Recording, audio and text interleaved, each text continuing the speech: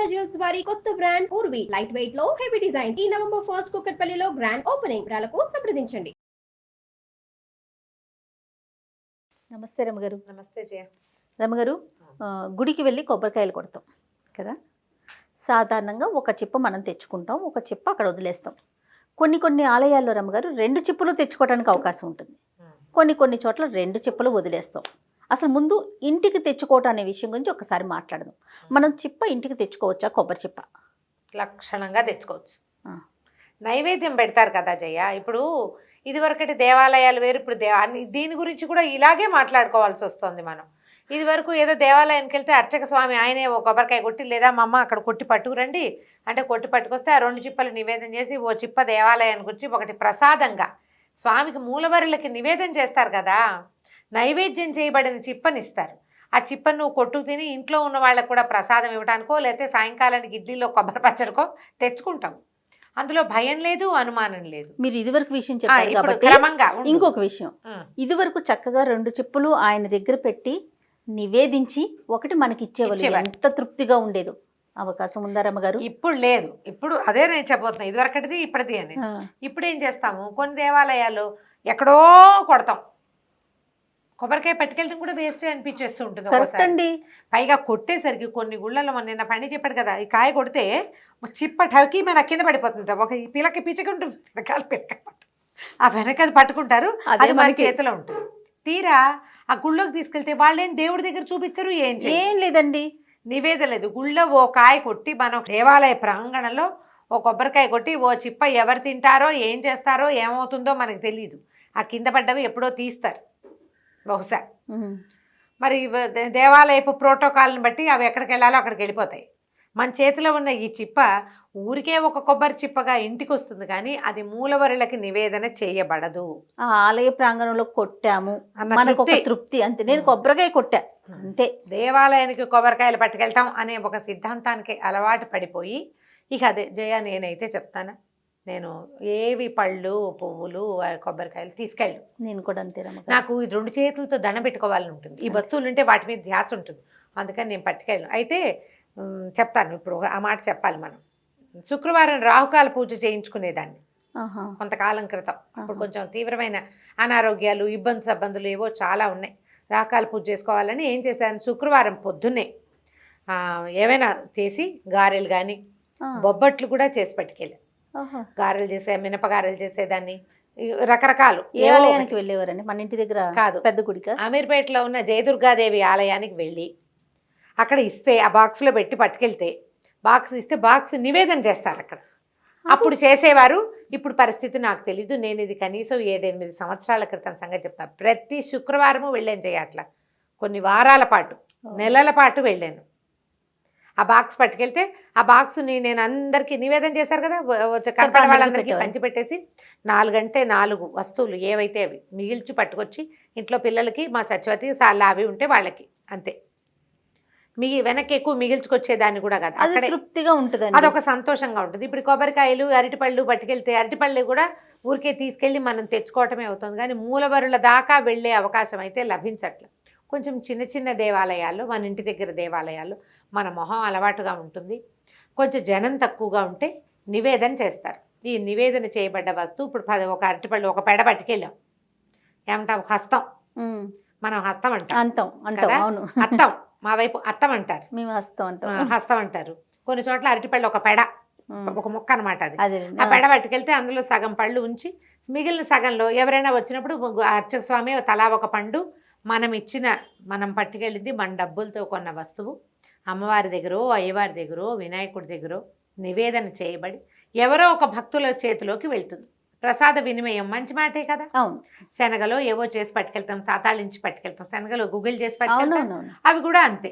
కొన్ని అక్కడ పెట్టమంటారు, వచ్చిన వాళ్ళందరికీ పంచుకుంటాం. ఈ పంచే ప్రక్రియ మనకు ఒక సంతోషాన్ని ఇస్తుంది. అవును, మనం ఇంటికి తెచ్చుకున్నా కూడా చుట్టుపక్కల వాళ్ళకి ప్రసాదం వడమాలలు వేయిస్తాం, ఆంజనేయ స్వామికి అప్పాలు పోస్తాం కొన్ని చోట్ల.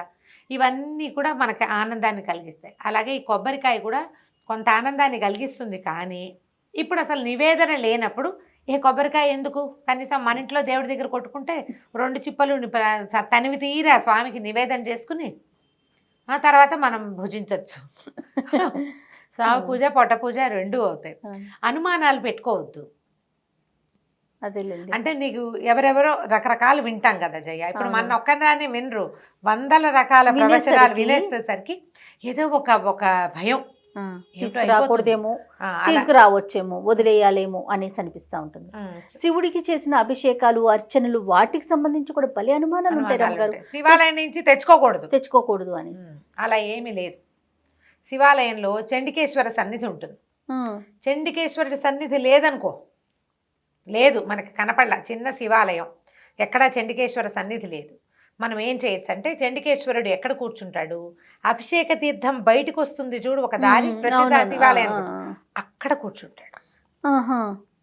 నీకు ఆయనకి సన్నిధి లేకపోయినా అక్కడ చూపించి దండం పెట్టి తెచ్చేసుకోవచ్చు. నేను వచ్చానని చిటికల చండికేశ్వరుడు, కొన్నిసార్లు చోట్ల చండికేశ్వరుడు ఉంటాడు, చిటికేసి గోత్రనామాలు చెప్పుకోమంటారు, పేర్లు చెప్పుకుంటారు. బ్రాహ్మణులు అయితే అహంభవ అభివాదయ్య అని ప్రవర్ చెప్పుకుంటారు. ఆ ప్రవర్ వస్తుంది కదా, వాళ్ళకి చెప్పుకునే అవకాశం ఉంటుంది. చెప్పుకుంటే ఆయన అది రాసుకుంటాడట, వీళ్ళు శివుడి సన్నిధికి వచ్చారు అని. మనం ఈ ప్రసాదాన్ని చండికేశ్వరుడి దగ్గర చూపించచ్చు. చాలామంది ఏం చేస్తారు, శివాలయంలో నిర్మాలయం ఇస్తే ఇంటికి తెచ్చుకోకూడదని ఏమిటో భయం, శివుడు లేనిది ఎక్కడో తెలీదు. ఆ నందీశ్వరుడి దగ్గర ఆ గోడ మీద ఎక్కడ మారేడు దళాలు పెట్టేసేస్తారు. ఎందుకు, తెచ్చి మారేడు దళం ఇంట్లో పెట్టుకోండి, చక్కగా మారేడు దళం ఎండిపోయి తీసి ఏదైనా తులసి కుండీలో పెట్టేయండి, ఏమీ భయం లేదు. ప్రసాదం లక్షణంగా తెచ్చుకోండి. చండికేశ్వరుడికి చూపించి తెచ్చుకోవాలి. చూపించడానికి చండికేశ్వరుడు లేడు, ఆ ఎక్కడి నుంచి తీర్థం బయటకు వచ్చే చోట దండం పెట్టుకుని అయ్యా ప్రసాదం ఇంటికి తీసుకెళ్తున్నాము అని ఒక మాట చెప్పి ఆయనది అది ఆయన హక్కు, ఇది చెప్పుకోవటమే. ఓ నమస్కారం చేసి చక్కగా తెచ్చి ఇంటికి దాకా తేవడం ఎందుకు, కొబ్బరి ముక్కలు అంటే తలా ఒక ముక్క పెట్టండి, 2 ముక్కలు తెచ్చుకోండి, తెచ్చి నిలవబెట్టి ఫ్రిడ్జ్లో పెట్టవలసిన అవసరం ఏం లేదు. అన్ని కొట్టాం, 10 కాయలు కొట్టామనుకో 5 కాయలు కొడతారు సాధారణంగా, ఒక 5 చిప్పలు వస్తాయి. కనపడ్డ వాళ్ళకి ఒకటి చేతిలో పెట్టండి, ఓ చెప్పు ఇంటికి తెచ్చుకోండి, కొబ్బరి పచ్చడి చేసుకోండి, లేకపోతే ఒట్టి కొబ్బరి ముక్కలు కొట్టుకు తినేయండి. భయపడద్దు. ప్రధానంగా భగవంతుడిది కానిది ఏది ఇక్కడ లేదు. దీనికి భయము, దానికి అదేదో, దీనికి అనుమానం, ఇటు పెడితే ఏమవుతుంది, అటు తెస్తే ఏమవుతుంది, ఎందుకు వచ్చిన కాంప్లికేషన్స్. కానీ అసలు దేవాలయాలకు సంబంధించి ఎన్ని అనుమానాలు రమ్మగారు. మూల విరాట్ చుట్టూ, మనం ఆలయం చుట్టూ ప్రదక్షిణ చేస్తాం కదా, మూల విరాట్ వెనకాల అంటుకోకూడదని కొన్ని మాటలు, ఆ కింద నుంచి వచ్చేప్పుడు ఇందాక అనుకునే ప్రసాదం తీసుకొని తాకూడదని ఒక అనుమానం. నిజంగా ఇవన్నీ అనుమానాలే, రకరకాలుగా వినేటు, ఎవరికి తోచింది వాళ్ళు చెప్పేయటం. గుళ్ళో అందరూ ఏం చేస్తే అది చేయండి అంతే. స్వామివారు ఇప్పుడు గోడకి ఆనుకుని ఉండరు అన్ని దేవాలయాలు. అవును, బ్రహ్మస్థానంలో ఉంటారు, మధ్యలో ఉంటారు, వెనకాల కూడా గ్యాప్ ఉంటుంది. అవును, కొన్ని దేవాలయాల్లో గోడకే ఉండే చోట కొన్ని దేవాలయాలు ఉంటాయి, ఆ గోడ మీదే దేవుడు ఉన్నాడు. అలాంటి చోట స్వామివారి వీపు ముట్టుకోకూడదు కదా, అది అందుకని కొన్ని చోట్ల ముట్టుకోకూడదండి. కొన్ని చోట్ల అది పాయింట్. మనం అన్నిటికీ ఆపాదిస్తే ఎట్లా, అన్నిటికీ ఆపాదించడానికి వీలు లేదు కదా. కాబట్టి అక్కడున్న క్షేత్రాన్ని బట్టి మనం ఆచరించే విధానం ఉండాలి. ప్రదక్షిణ చేసేది కూడా కొన్ని చోట్ల చేయొచ్చు, కొన్ని చోట్ల చేయకూడదు, ఇక్కడ దాకానే ఆ నియమాలు ఉంటాయి. అక్కడ అందరూ చేసేది చెయ్యి, నీకు తప్పులేదు. నువ్వు ఒకడవే ఊరందరిది ఓ దారి ఉలుపు కట్టది ఇంకో దారిగా చేసేవనుకో, మా ఊళ్ళో ఇలాగే చేస్తాం అనకూడదు. ఈ గుళ్ళో ఏం చేస్తారో అది చేయాలి, అది చెయ్యి.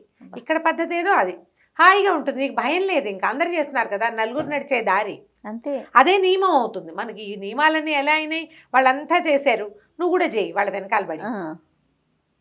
అప్పుడు నీకు కాంప్లికేషన్ ఉండదు, అనుమానం ఉండదు, ప్రశ్న ఉండదు. అవి ఎప్పుడు వస్తాయి ప్రశ్నలు, మనం వేరేగా చేసినప్పుడు అమ్మో ఎవరు చేయట్లేదు, మనం చేసాం, మనకి ఏమైనా అవుతుందేమో.